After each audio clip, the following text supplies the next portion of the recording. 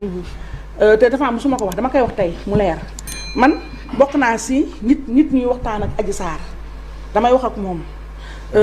ndax comme ni ma ko waxee jigéen la di xale ma yàgg jàpp man ne moom Adji Sarr victime plusieurs fois la victime de la société d'abord ndax jaruñu ko ñuy revenir ndax ni mu xëy na ñun code yu ñu amu ko am na ñu ko manqué yaayam et cetera plein de suite plein de choses après amul encadrement bi war ñu sànni ko noonu ay segg ay kayma profité ci moom nag mais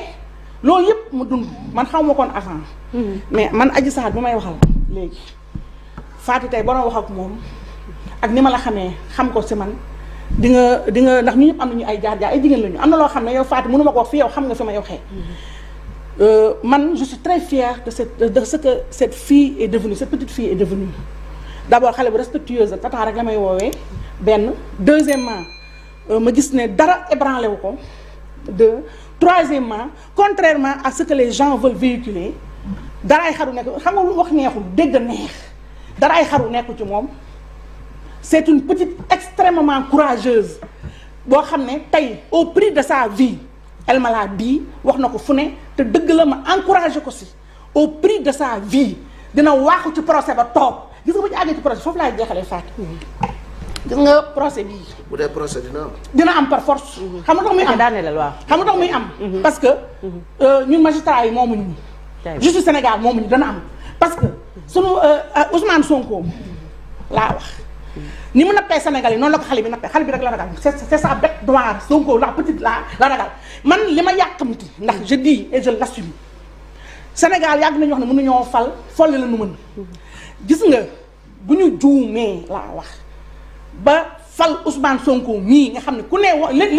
lépp la ñu tegal si sa mégalomanie xaw mégalomanie loolu nag position loolu position Aïssatou la en tant que peut-être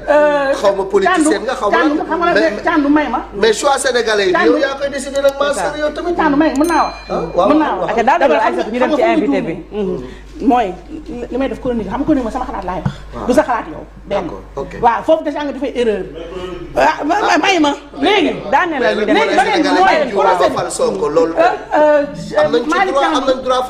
am naa droit fii ma toog téye micro bi wax li ma neex yow bis boo suba nga def chronique fi nga toog wax li la neex looloy dëgg benn deuxièmement mooy je dis que